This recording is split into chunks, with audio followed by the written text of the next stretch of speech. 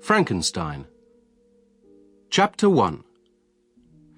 Captain, something is moving on the ice. Look over there.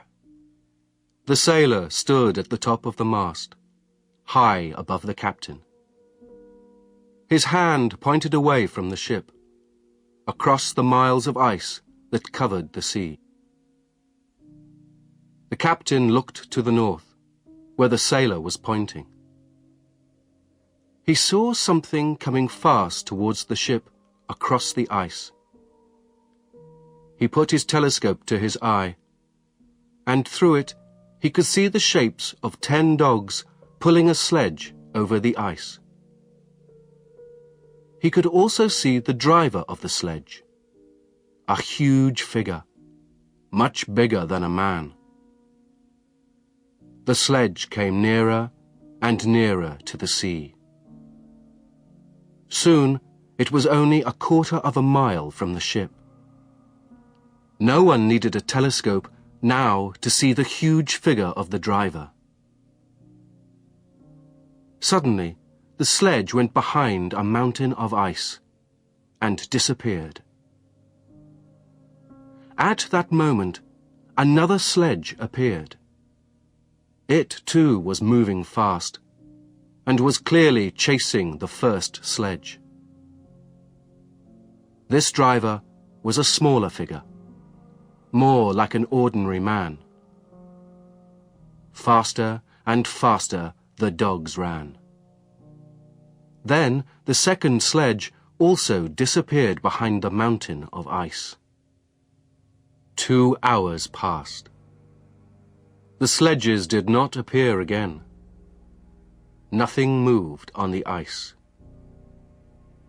Soon night came, and in the night there was a storm. In the morning, the sailors saw that great pieces of ice were floating round the ship. Suddenly, the sailor on the mast shouted again, "Captain, I can see a man on the ice." The sailor was pointing to a piece of ice that was floating near the ship. A man was sitting on the ice, and near him was a broken sledge. The man was nearly dead from cold and could not walk. The sailors carried him carefully onto the ship and took him to the captain, who said, "Welcome to my ship. I am the captain, and my name is Robert Walton." "Thank you, Captain Walton," the man said. "My name is Frankenstein. Victor Frankenstein." Then he fainted and said no more. 2 days passed before the man was strong enough to talk, and then the captain asked him to tell his story. "I am trying to catch someone," said Frankenstein. "That is why I have come so far north on the ice." "We saw you following someone," the captain said. "He was huge, much bigger than a man. We saw his sledge just in front of you on the night before the storm." "I am pleased you all saw that huge figure," Frankenstein said. "Perhaps that will help you to believe my story." During the days, while the captain worked on the ship, Frankenstein wrote down his story, and each evening he read what he had written to the captain. Here is Victor Frankenstein's story. Chapter 2. Victor Frankenstein's story begins. I was born in Switzerland, in the town of Geneva. My parents loved each other very much, and I learned from the example of their love. I learned that to love and to be patient are the most important things in the world. My mother hoped to have a daughter after I was born, but for 5 years I was the only child. And then my mother found a sister for me. She was helping a family in which there were 5 children. They were very poor, and the children were thin and hungry. One of the children was a little girl, with golden hair and blue eyes. Her name was Elizabeth. My mother took the little girl into our family, and Elizabeth became the daughter that my mother had always wanted. As I grew older, my love for Elizabeth became stronger all the time. Later, my mother had 2 other sons, Ernest and William. A young woman called Justine came to live in the house to help my mother with the children. We loved her as much as she loved us. The years passed happily, and we had everything that we needed. At school, I met another very fine person. His name was Henry Clerval, and he was very clever. My family also liked him very much, so he was a welcome visitor to our house. I studied very hard at school. I wanted to know the secrets of life, and, most of all, I wanted to know how to make living things. I read all the books that I could find. One day, something happened that added a new idea to the ideas that I already had. I was 15 at the time, and we were on holiday in the mountains. There was a wild storm, and with it came the most frightening thunder and lightning that I have ever seen in my life. About 20 meters in front of our house was a great tree. Suddenly, a huge fork of lightning hit the tree. After a few seconds, there was nothing left of it except a black piece of wood 2 meters high. The lightning had destroyed it. I saw how strong electricity was. I began to read all the books that I could find about electricity and its terrible power. Chapter 3. For 17 years, my life was very happy. Then, the first sad thing happened. My mother became very ill, and soon she knew that she was dying. Just before she died, she asked Elizabeth and me to go to her room. She held our hands and said, "My children, I am very happy because you love each other, and because one day you will get married. Everyone in the family loves you, Elizabeth. Will you take my place in the family, my dear? I can die happy if you will look after them when I have gone."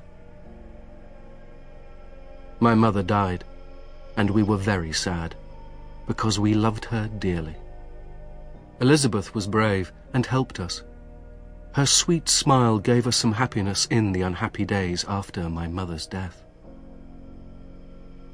The time came for me to go to university. I did not want to leave my sad family, but we all knew that I should go. It was hard to leave too, because the parents of my good friend Henry Clerval would not let him go to university with me. And so I had to go alone. On my first day at the university, I met my teacher, Professor Waldman, who was one of the greatest scientists in the world. He gave a wonderful talk to all the students who were starting at the university. He ended his talk by saying, "Some of you will become the great scientists of tomorrow. You must study hard and discover everything that you can. That is why God made you intelligent, to help other people." After the professor's talk, I thought very carefully. I remembered the storm when I was 15. I remembered how the lightning had destroyed the tree. I wanted to use electricity to help people, and I wanted to discover the secrets of life. I decided to work on these two things. I did not know then that my work would destroy me and the people that I loved. I started work the next day. I worked very hard, and soon Professor Waldman and I realized that I could learn to be a very good scientist. The professor helped me very much, and other important scientists who were his friends helped me too. I was interested in my work, and I did not take one day's holiday during the next 2 years. I did not go home, and my letters to my family were very short. After 2 years, I had discovered many things, and I built a scientific machine that was better than anything in the university. My machine would help me answer the most important question of all. How does life begin? Is it possible to put life into dead things? To answer these questions about life, I had to learn first about death. I had to watch bodies from the moment when they died and the warm life left them. In the hospital and in the university, I watched the dying and the dead. Day after day, month after month, I followed death. It was a dark and terrible time. Then one day, the answer came to me. Suddenly, I was sure that I knew the secret of life. I knew that I could put life into a body that was not alive. I worked harder and harder now. I slept for only a short time each night, and I did not eat much food. I wrote to my family less often, but they loved me and did not stop writing to me. They said they understood how busy I was. They did not want me to stop work to write or to see them. They would wait until I had more time. They hoped to see me very soon. The professors realized that I was doing very important work, and so they gave me my own laboratory. There was a small flat above the laboratory where I lived, and sometimes I stayed inside the building for a week and did not go out. Above the laboratory, I built a very tall mast. It was 150 meters high, and higher than the tallest building in the city. The mast could catch lightning and could send the electricity down to my machine in the laboratory. I had never forgotten the lightning that had destroyed the tree. There had been so much power in the electricity of that lightning. I believed I could use that electricity to give life to things that were dead. I will say no more than that. The secret of my machine must die with me. I was a very clever scientist, but I did not realize then what a terrible mistake I was making.